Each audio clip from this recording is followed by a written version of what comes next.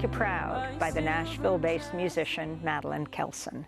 This is Democracy Now!, democracynow.org, The War and Peace Report. I'm Amy Goodman. We end today's show in Tennessee, where the Republican-dominated legislature started a hectic special session this week on guns and public safety. This comes amidst mounting anger in the wake of the Covenant School mass shooting in Nashville in March, which killed 3 children and 3 adults. As hundreds of protesters rallied at the state capitol to demand lawmakers take action to stop gun violence, Republicans began the session Monday by imposing a ban on visitors from carrying signs and adding new penalties on lawmakers considered disruptive. This led to a dramatic confrontation Tuesday when a Republican lawmaker ordered state troopers to forcibly remove 3 gun control activists and mothers for holding signs at a House subcommittee hearing. Gun control advocate Shannon Watts shared this video of one of them being targeted and escorted out. And I will tell you this, if there's an ongoing problem with these signs, we'll just split the whole room. And denies our First Amendment rights? What about the ongoing problem? What about our First Amendment rights? We have rights to hold a sign. I'm not listening. Are guns still allowed in here? Hold a Trooper, sign. the third one back in the center needs to exit the room. The other one holding the sign up needs to exit the room. Come on, man. Is this what democracy looks like? No. Is this what democracy looks like? Y'all won't do this for people who bring guns to school. You have to drag me. Trooper, the lady back there holding the cell phone standing up, the blue needs to leave the room. This is not what democracy looks like. Not what democracy. Lawmakers then ordered the removal of all members of the public from the hearing. A judge issued a temporary restraining order Wednesday and enforcing the new ban on signs after the ACLU filed a lawsuit noting, quote, assembling and expressing grievances at the site of the state government is the most pristine and classic form of exercising First Amendment freedoms, unquote. This all comes after Republican Governor Bill Lee called lawmakers back into session to pass his proposal to keep guns away from people who are judged to pose a threat to themselves or others. He lost 2 friends in the Covenant School shooting. There were people at the hearings also who were parents of students at Covenant School. Meanwhile, Tennessee Democratic House member Justin Jones, one of the Tennessee 3, was cut off at a House session after accusing the Republican House Speaker of racism over the rules. Justin Jones, along with Justin Pearson, was expelled earlier this year, then re-elected by voters for protesting gun violence at the Capitol. For more, we go to Nashville, where we're joined by State Representative Jones, a Democratic Tennessee State Representative for Nashville. It's great to have you back with us for the first time since you were sworn back into office, re-elected by Nashville to represent the city in the state legislature, Justin. Congratulations on that, but tell us what happened this week. It almost seemed like a replay of what led to you being expelled after the massacre. Yes, well, thank you so much, Amy. It is great to be back here as a fully reinstated member of the Tennessee House, but it's very unfortunate that the Republican House Speaker still is acting as an authoritarian. It has been a very disturbing special session in which we have our own mini-Trump, a man who violates constitutional rights, who tries to shut down dissent, who tried to overturn the election results in my district and Representative Pearson's district by expelling us and ignoring the voices of our constituents. The Tennessee Capitol does not look like the people's house. It's been shut down. There are cordon ropes put around the rotunda so people cannot protest and exercise their First Amendment right fully. The half of the gallery has been shut down, is only open to lobbyists, and so people can only sit on one side and have to get there hours early just to make it to sit for session, and then are not allowed to properly go to even use the restroom. As you saw, the Speaker has instituted new rules where small paper signs are not allowed, but you can still bring a gun into committee, but you cannot bring a small paper sign that says stop gun violence until the judge granted that temporary restraining order that the Speaker is now challenging. And in his a continued attempt to silence lawmakers, if we're ruled out of order, we can be silenced indefinitely on the House floor under the new House rules that were instituted by the Republican supermajority. Nashville's News Channel 5 looked at whether state troopers should have been used to forcibly remove protesters from the Tennessee Assembly. Reporter Phil Williams spoke with Democratic State Rep Jason Powell and others. This is the clip.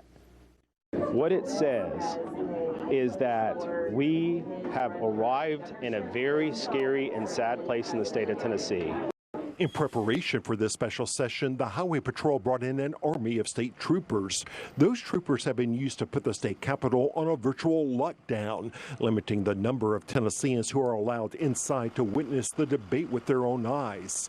That despite a state law that lays out just two basic duties for the Highway Patrol.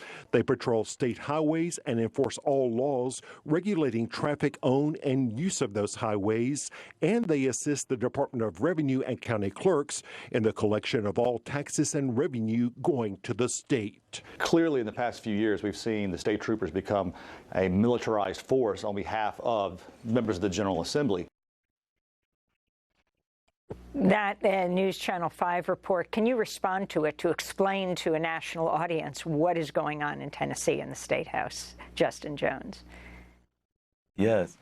Hundreds of state troopers have been deployed to the state capitol, not to protect us from the Proud Boys who were there on Monday, not to protect us from these fringe gun extremists who were outside the Capitol with AR-15s on Monday, but to stop nonviolent, peaceful protesters, predominantly mothers, who are saying we want our children to be safe in school. These were mothers dragged out of committee. These are mothers who are being told to leave the House gallery because the Speaker is so fragile and so afraid of the First Amendment and is doing everything in his power to make sure Tennesseans know that he feels that he is king. But really what it is, it's false power. They're so fragile by having these troopers descending on mothers, on community members, on clergy, that it's showing for the world that Tennessee is a very dangerous signal as to what will happen when these authoritarians are in power.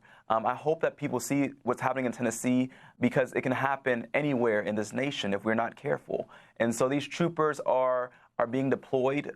Some of them are even telling me that they don't want to do this, but they have to follow the direction of the Speaker. And so they're being used as his private security force to silence citizens, to silence dissent, to silence democracy, and it's unacceptable. And we're spending thousands of dollars of taxpayer money to fund these troopers to be in the Capitol, to act as this goon force to shut down protests, which is ridiculous. Not even just protests, Amy, but people just sitting there in committee holding up a sign to have their voices heard. This is the most simple act of resistance, is being met with harsh repression. It is shameful, it is immoral, it is unjust, and it is unconstitutional, as the judge has told us, that has granted a temporary restraining order against the Speaker of the House. He's now appealing that, saying, well, it's his power to do whatever he wants, basically, in the House. But Cameron needs to know, the Speaker of the House, Cameron Sexton, needs to know that the Tennessee Capitol is not his fraternity house, it's not a country club, it's not his palace, it is the people's house, and we're going to resist his unjust rules and his unjust governance in the state. You have had an ongoing battle, I think it's fair to say, with the House Speaker, Cameron Sexton, from before you were a state legislator. I mean, you were one of those who led the battle to remove the bust of Nathan Bedford Forrest, the Confederate general, the first grand wizard of the Ku Klux Klan. You were fighting Cameron Sexton, who voted against the removal of that bust in the state capitol. Can you talk about the significance of that to this day, where we're on the eve, August 28th, of the 60th anniversary of the March on Washington, Justin? Definitely. I think that history is looking at this moment because that march toward freedom and justice is continuing in a state like Tennessee. We're on the eve of that March on Washington, and we reside in a state where Dr. King was assassinated here, fighting for racial and economic justice. And these are the things that my colleagues on the other side of the aisle, especially Speaker Sexton, are so afraid of, is that we come in the spirit of that tradition of civil disobedience, of civil rights, of good trouble, that is about showing to the world that we can be a better state and a better nation. And so when I look at Cameron Sexton, he's lied on me on the radio. He's had me arrested. I was banned from the Capitol before I was a lawmaker. But I want people like him to know that when we're fighting for common sense gun laws, we are fighting for their children too.